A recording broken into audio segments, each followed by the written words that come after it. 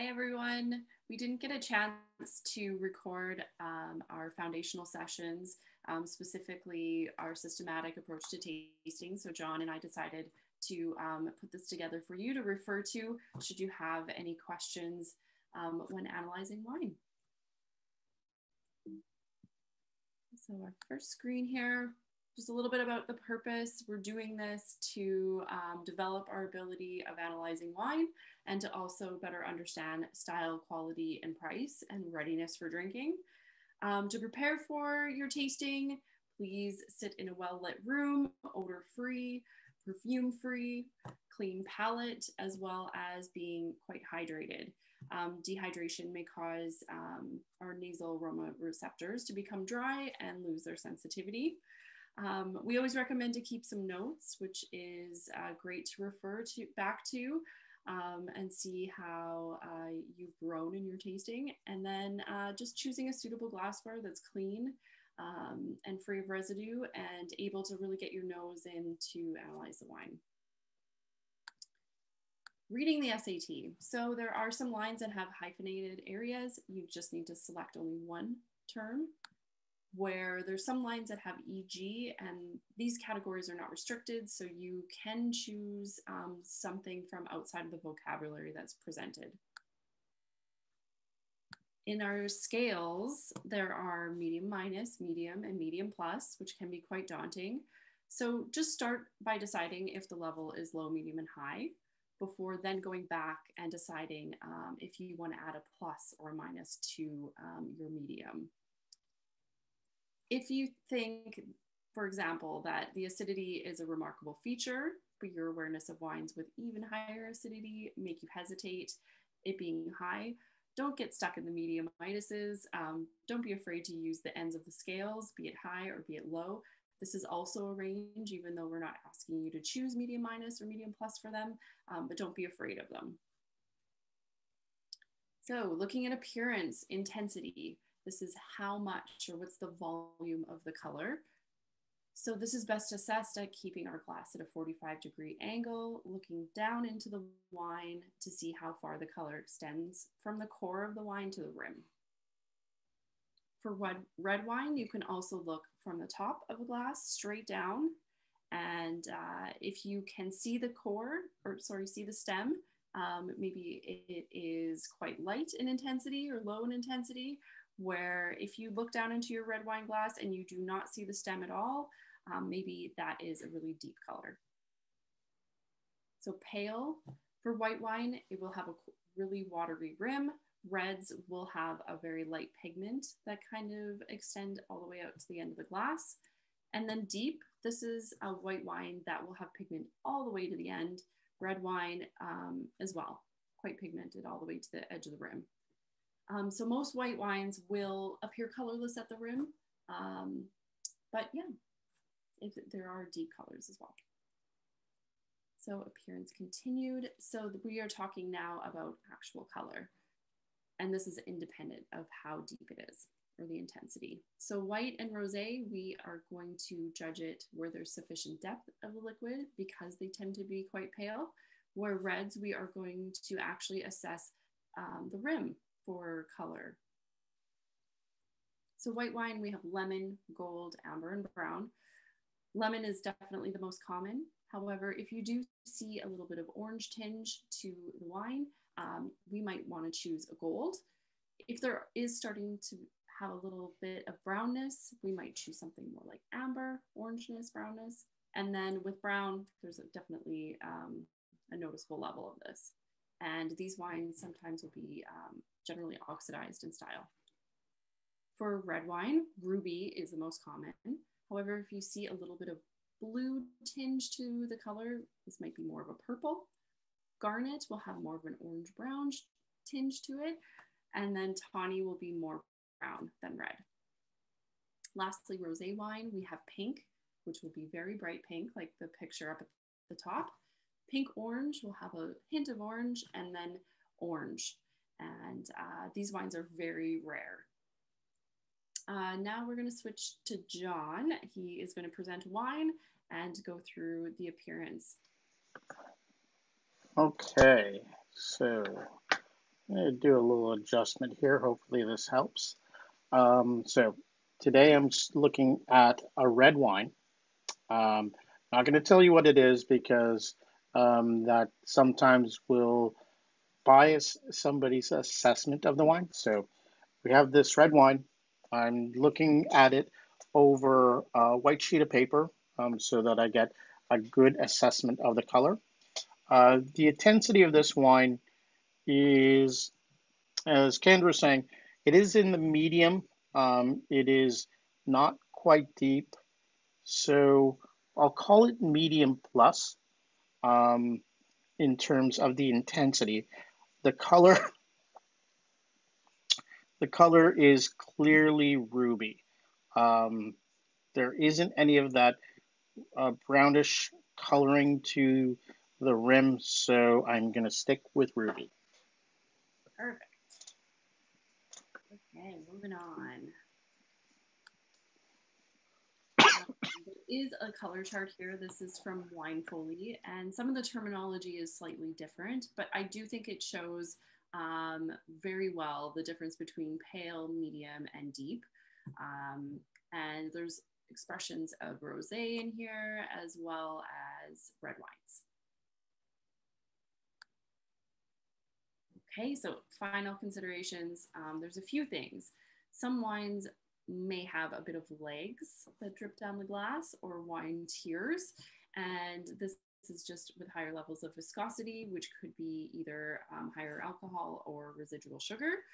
There could be sediment in the bottom of the glass or even in your bottle. And that just usually indicates that a wine has not been fined or filtered. And then we also have tartrates or wine diamonds, and this is just precipitated tartaric acid, all very safe, and nothing's wrong here at all with this. And actually, it's a sign of a wine not being heavily manipulated.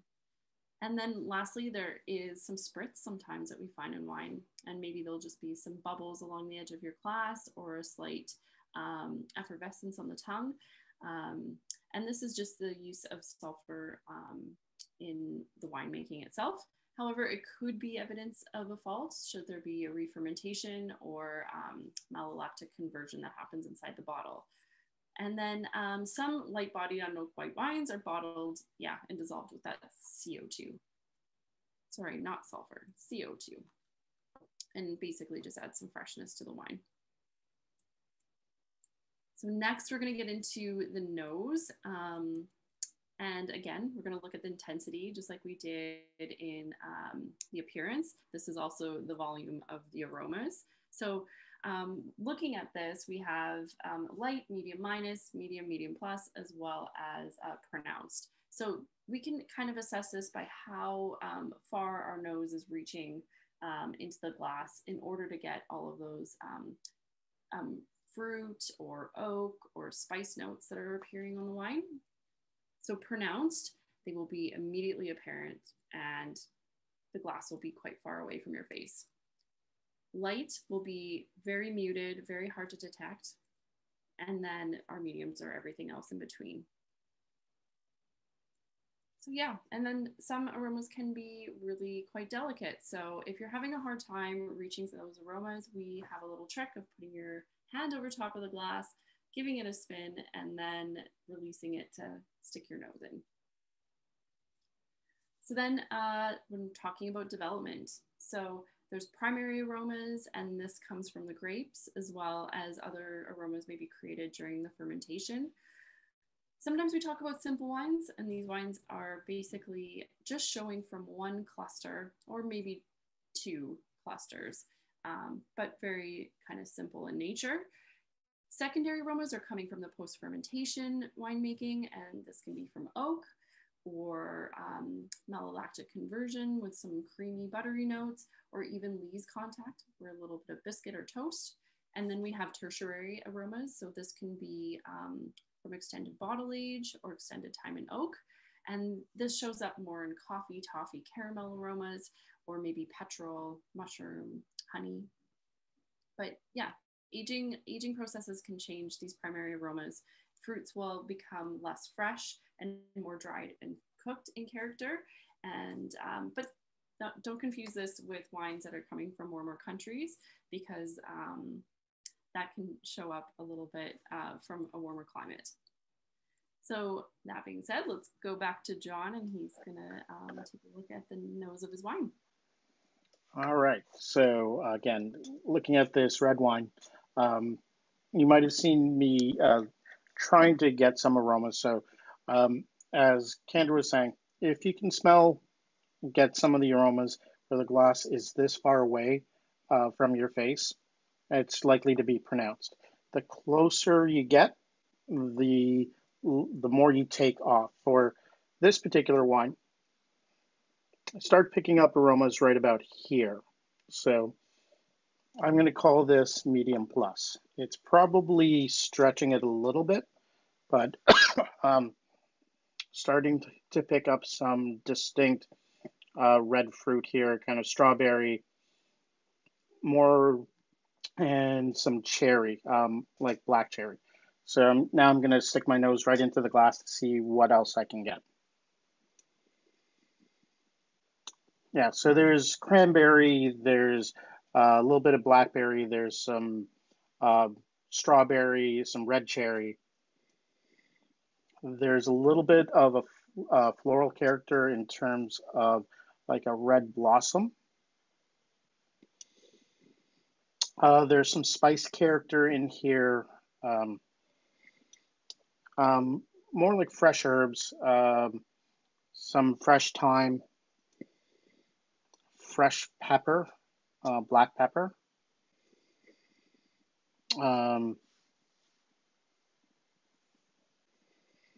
There's also some smoke, some vanilla, a little bit of coconut, and then kind of like a dried fig, and a little bit of leather. So this wine is showing aromas from primary, secondary, and also a little bit of tertiary. Perfect. Nice. Well, moving on then. So we're going to talk a little bit about the health and condition of the wine. There can be faults from a number of different reasons, so it's important to kind of at least be aware, so that if you do come across something like this, then it could be a fault.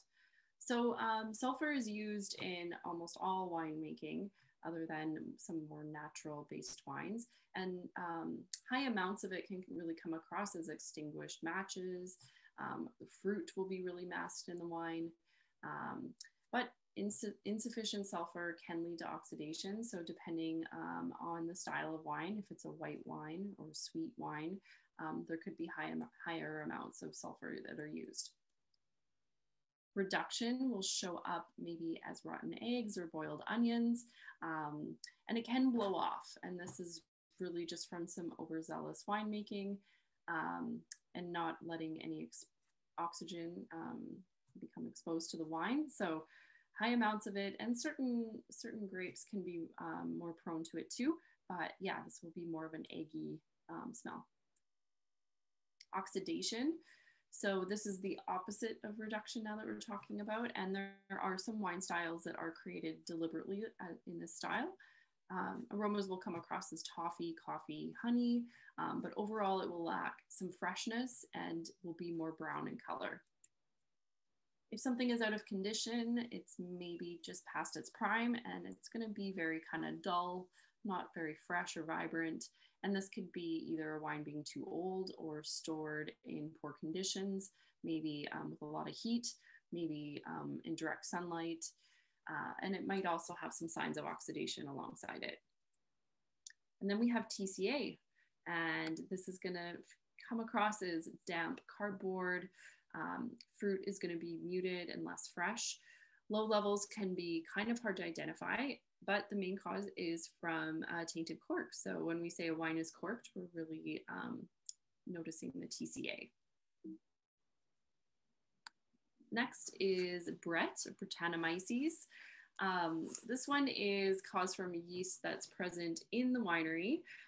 It can be inside of wood or oak.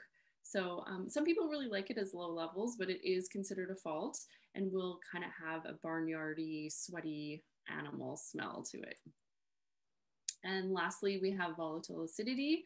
So high levels of this can have like vinegar type component to it, or maybe nail polish remover.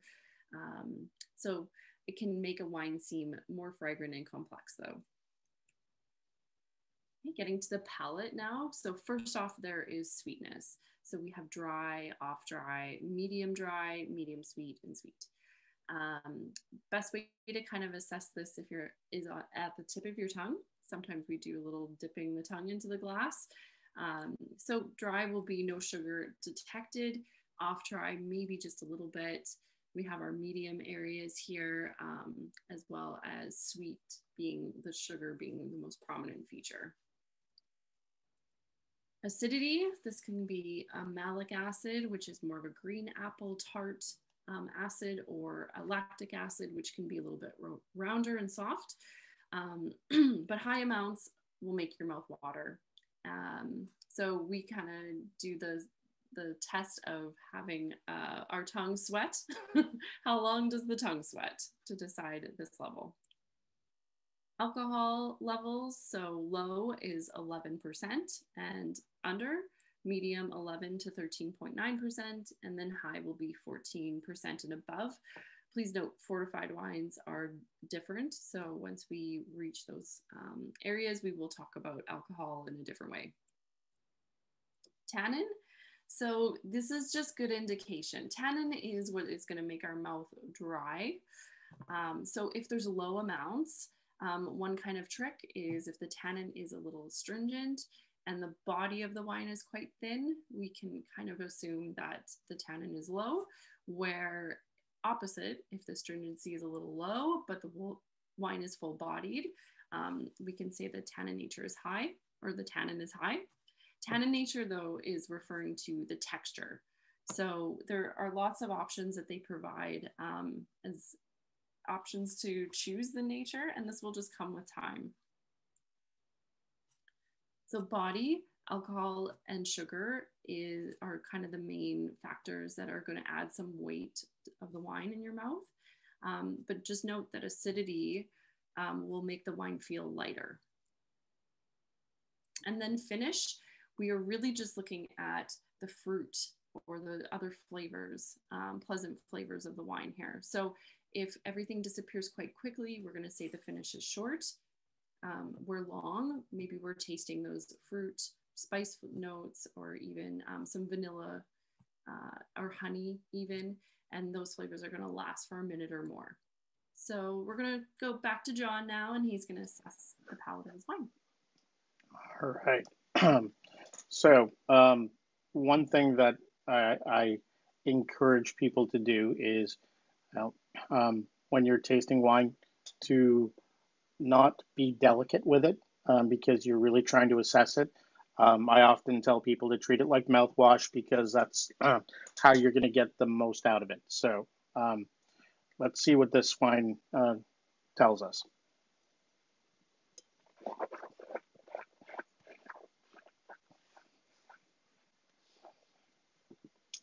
So as you can see, I swirled the wine, got it to all parts of my mouth so that I can get a true sensation of the wine. So first off, this wine is dry. There's no residual sugar or sugary character to it. There is fruit nature, which is different than sugar. The acidity on this wine,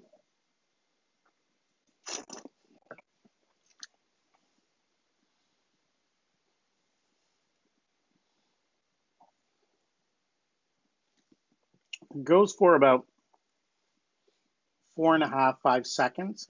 And so that's squarely in, for me, in that medium category. If it was to go a little bit longer, I'd put it more into the medium plus. But this is something you're going to calibrate with your own palate going forward. That said, the tannin on this wine is high. I'm feeling a drying sensation on my upper lip, gums, towards the side of my mouth and a little bit on my lower lip. So um, don't get confused with acidity, which is a tingling sensation. Tannin is more that drying sensation. So this is, to me, is a high tannin wine. And the nature of the wine is it feels kind of chalky, kind of like gauze in your mouth. Now, alcohol, um, this is one of the categories that's just low, medium, or high. Most wines will fall into the medium or the high category. Very few wines actually fall into the low category.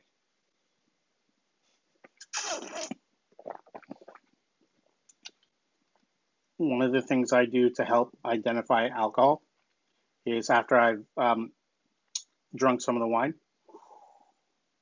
just breathe in because any of the residual alcohol will cause a burning sensation. Um, and if it's quite noticeable, then you kind of lean towards the high category. This one, don't get that intense burn in my throat or from breathing in afterwards, so I'm going to put it as medium. The body of the wine, I like to let the wine sit on my tongue to feel the weight, and that kind of mitigates some of the sugar and acid.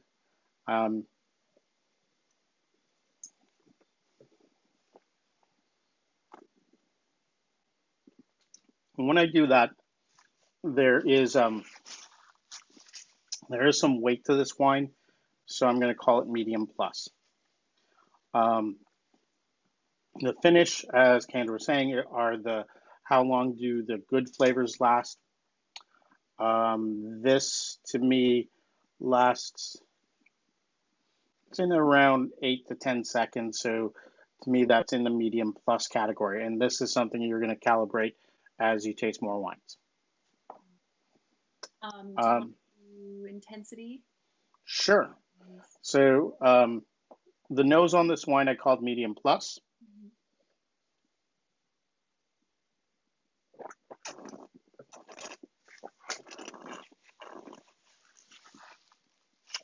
The flavor intensity is medium plus as well.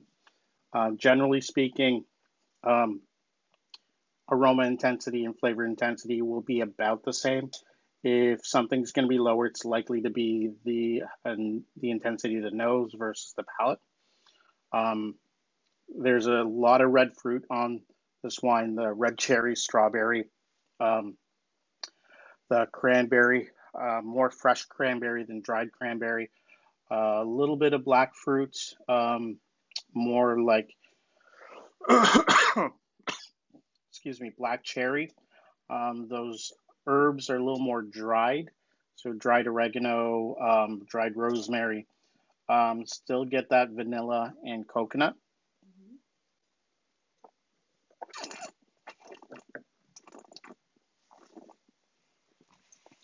Smoke isn't as pronounced. It's still there a little bit.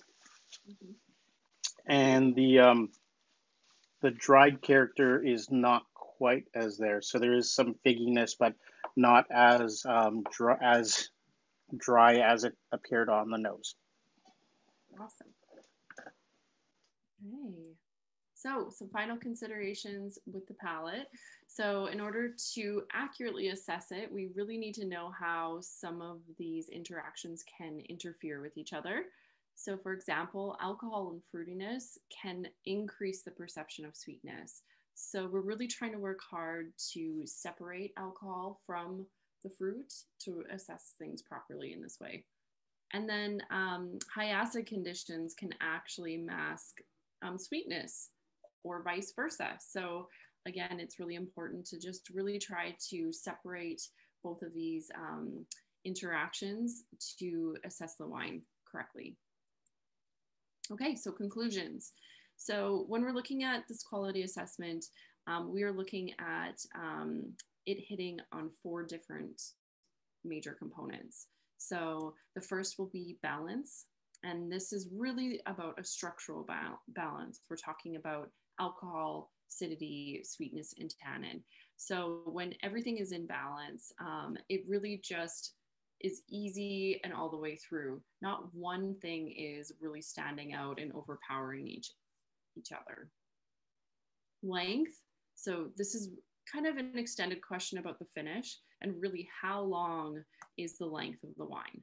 So a little hack here is generally wines that are high in intensity will also have a long length. Not always true, but it's a good indication. Then we have intensity. This is something we look at the whole way through: appearance, nose, and flavor, but we're really just looking at the nose and palate here. And this is referring to the concentration of the wine. And then lastly, complexity. So we are looking at, how this wine ranges. So, and not all wines are, premium wines are complex. So sometimes simplicity or purity or clarity, a really nice Sauvignon Blanc could be hit the complexity, even though it's mostly in the primary aroma category. So we're really just looking at different clusters within the whole wine lexicon. So bottle aging. This one we always have a little bit of hard time explaining and getting through, but we're looking at if it's suitable or not suitable for bottle aging. And so if there's mainly primary aromas and flavors and not a lot of acid or tannin for red wines, we're maybe going to say this wine is meant for early consumption. Whereas if the wine has quite a firm structure of acid or tannin and sufficient flavor concentration, and we can really almost predict how the wine is going to evolve over time, we might consider this bottle suitable for aging. So yeah, those aromas and flavors will go from primary to tertiary, and tannins will soften over time. So that's it from my end. So let's go back to John and see how he concludes his wine. Sure. So using the BLIC acronym, based on what I've described, the wine is in balance. I like to say there are no edges to it. Everything kind of fits together. The length wasn't quite there. So in the length, it's not just, I look at, does that balance stay in the length with the good flavors? And it did for about 4.5 to 5 seconds, which isn't that long. Intensity, the intensity was more or less there. It was medium plus on the nose, medium plus on the palate. So there's good intensity to the wine, and there was complexity, especially on the nose, where I was able to identify character from primary, secondary, and tertiary groupings, which really made the wine have some interest. With that, based on what I've just said, it lacked the length, but it had balance, intensity, and complexity, which puts it into the very good category. Now, if you were on an exam, you'd have to be able to justify that, and you could argue up and down whether or not it's very good or good. In my assessment of this, while the pure assessment says very good, there are some things that just make me think it's a good wine. While the balance is there and the complexity there, the intensity isn't quite as strong as I would have liked. So in terms of bottle aging,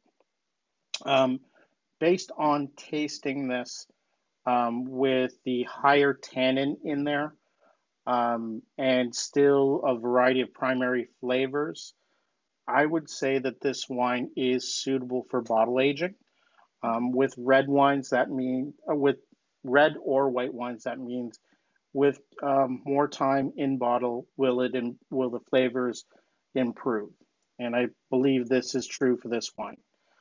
For white wines, we look at 2 to 3 years for that range, and for red wines, 5 years and above. Generally, 5 to 8 is what we look at in terms of improving.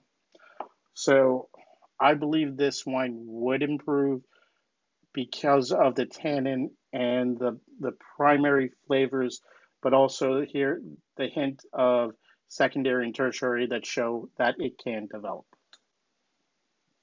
Awesome. All right. Well, we hope that helps you guys when you're looking at the SAT. And please don't hesitate to contact us with any further questions that you may have. Yeah. Thanks. Bye.